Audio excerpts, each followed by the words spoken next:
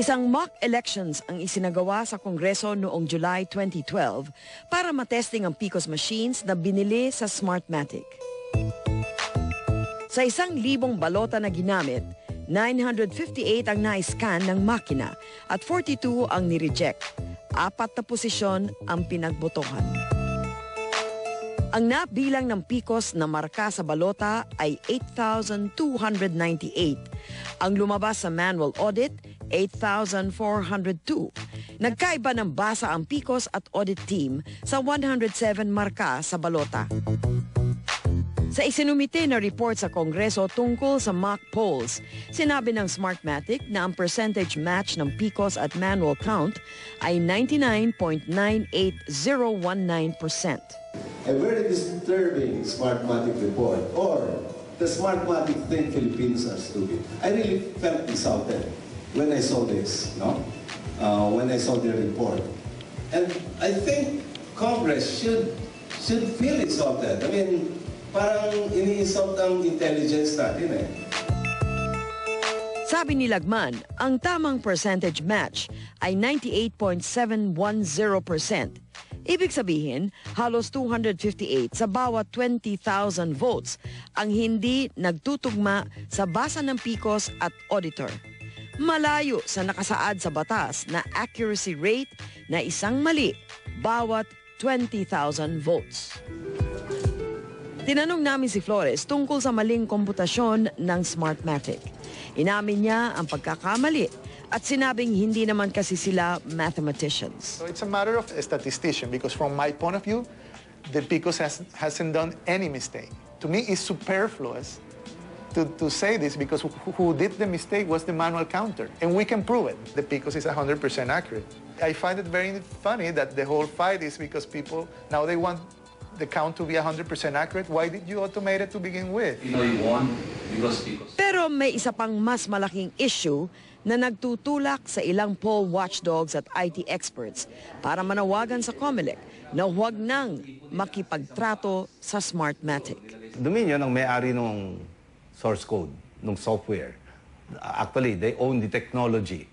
Itong Smartmatic, ang ginawa lang nila, naghanap ng makina, ng hardware, na paglalagyan ng technology na yon.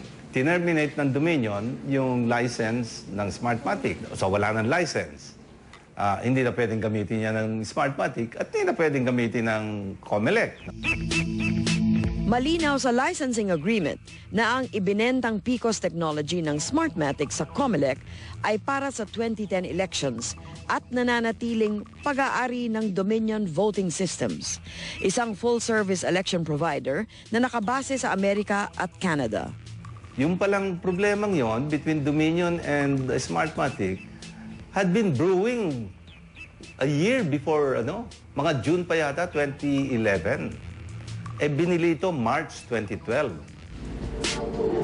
Onsehan sa kontrata ang ugat ng di pagkakasundo ng Smartmatic at Dominion. Nag-aaway na ang dalawa ng pagtibayin ng Korte Suprema ang PCOS contract noong June 2012. And we never knew officially that there was a fight, except when we were informed by Smartmatic that Dominion actually revoked their license in May of 2012. That was about 2 months or 3 months after we signed the option to purchase. September 2012, idinemanda ng Smartmatic ang Dominion sa Delaware dahil sa breach of contract. Kasama sa mga inireklamo ng Smartmatic sa Delaware ang hindi pagbigay ng Dominion ng fully functional technology para sa eleksyon sa Pilipinas noong 2010, kawalan ng technical support noong mismong araw at pagkatapos ng halalan, at hindi pag-intrega o paglagay sa escrow ng source code, hardware design at manufacturing information. Initially, I was really worried. We might have some problems about the source code. Tinitiyak ni Flores na walang dahilan para mabahala ang COMELEC. Dominion is bound to comply with all the obligations of the licensing agreement previous to their termination. The election will happen as scheduled. So what technology will you use? The technology that we are legally licensed to license back to COMELEC. The technology of Dominion? Yeah, of course. Hiwalay na kinausap ni Brillantes ang mga opisyal ng Smartmatic at Dominion. And the chairman of Dominion came over informally. They talked to him and they said, all that we need is if Smartmatic pays us the $10 million, which they owe us, then we will give you everything. Sabi ko, but if that is your problem, why involve us? Hindi naman kami collecting agency. Iniipit nyo kami just to collect 10 million. At hindi kayo mag-usap, magpatayan kayo sa Delaware. Kako. Wala akong pakialam. But still, give us the source code. Give us the necessary consent. We talked to Smartmatic, and they said, we already have the trusted bill. We can run the elections absent Dominion. Ang trusted build ay ang pag-translate ng source codes sa lengguwahe ng computer para maging executable code. Ang gagamitin ng COMELEC para sa darating na halalan ay ang PICOS technology na inihanda para sa naunsyaming ARMM elections noong 2011. Naayos na raw nito ang mga naging problema ng PICOS noong 2010. At ang source codes ng software ay dumaan sa trusted build at nabigyan na ng certificate ng SLI Global Solutions, ang dating SysTest Labs. There's about 70 changes compared to 2010 that were finalized, delivered to COMELEC and SLI, and SLI already reviewed the source code.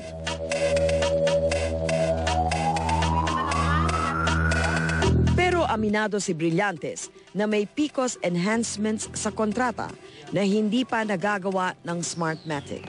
Because of the Dominion Smartmatic dispute, we were still asking for additional enhancements, about 9 of them, which we cannot incorporate anymore at this stage, late na. Breach of contract yun? That's correct. May habol kami sa Smartmatic. Pero that is not our immediate concern. Ang immediate concern namin is, do we work and get the entire thing by dealing with the Dominion, or do we do away with it already and finish it up with the 2011? And the canvassing and consolidation. Sabi ni Flores, hindi raw gano'n naman kaimportante o kritikal ang enhancements na tinutukoy ni Brillantes. Most of the changes required are either cosmetic or to make the system more amicable. Ayon sa batas, kailangan ng international certificate sa source codes. Ayaw magbigay ng certificate ng SLI kung walang go signal ang Dominion, sabi ni Brillantes. Nagbabala ang Dominion sa paggamit ng kanilang software na walang certification. And sabi nila, we're just giving you a cautionary note. Pag ginamit nyo yan, that's pirated because wala namang authority yan.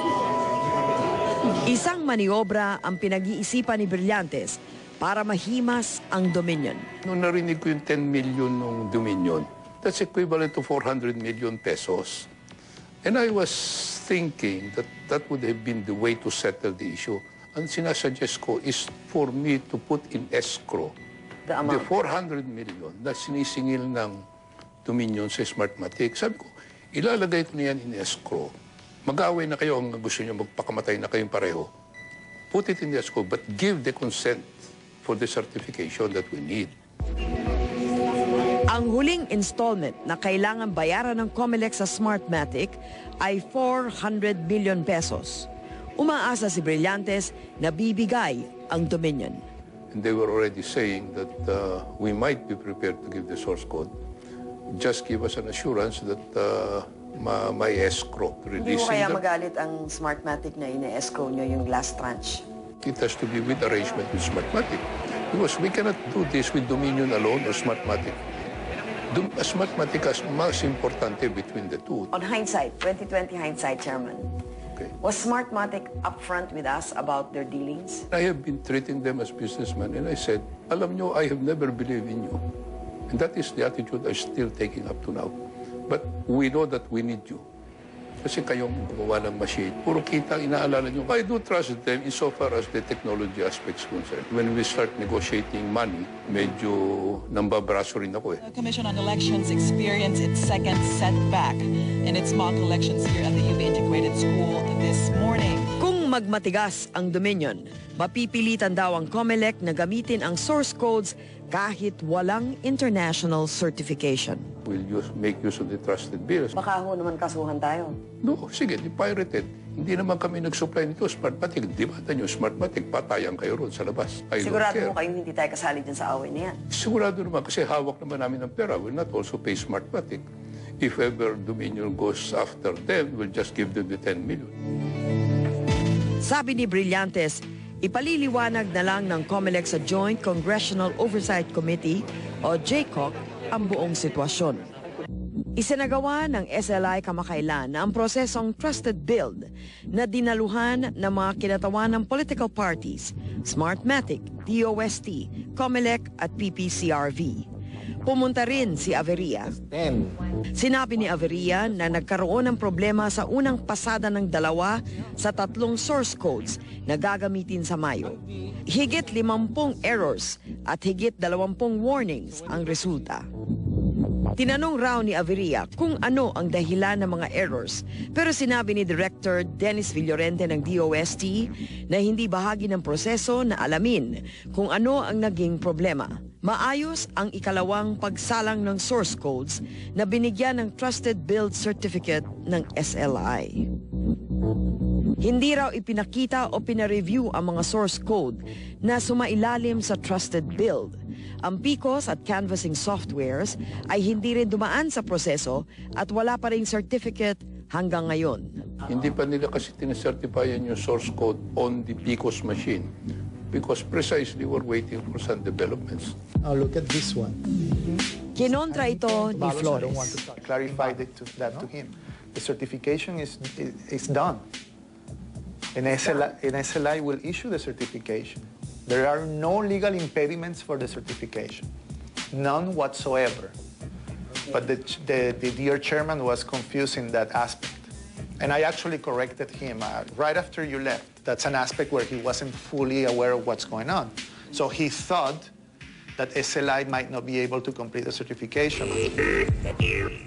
Ayon kay Flores, walang naging problema sa Trusted Build activity na isinagawa ng SLI noong nakaraang buwan. There are so many things that can happen when you do that. So when they did it here, they encountered a problem. It has nothing to do with the content of what was produced. If they have problems compiling the software, it has nothing to do about the software. They already tested this source code for months. COMELEC na mismo ang magpatigil dito kasi... Noong nakaraang buwan, pumunta sa COMELEC ang mga abogado at software programmers ng PDP Laban para sa isang source code review. Sumulat ako sa COMELEC.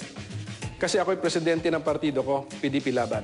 Sabi ko, PDP Laban, political party, merong karapatan sa law to examine the source code. We are now exercising our right. Sabi ko, sa January 8, kami magpapadala ng abogado at saka software programmers sa COMELEC. January 8, pumunta po yung aking lawyer at yung software experts namin. Hindi pa daw ready for examination ang source code. Hindi maiwasan ng senador na mangamba at magduda. For as long as that source code is being unreasonably withheld from the public, especially those with the right to examine it, you cannot help but say that you smell something fishy.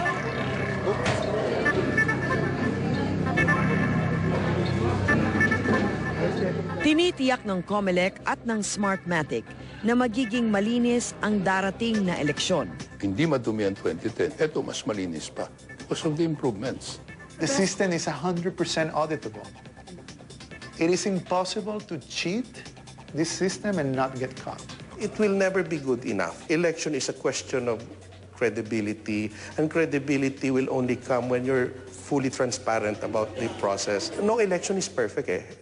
Elections are bound to have some problems, no?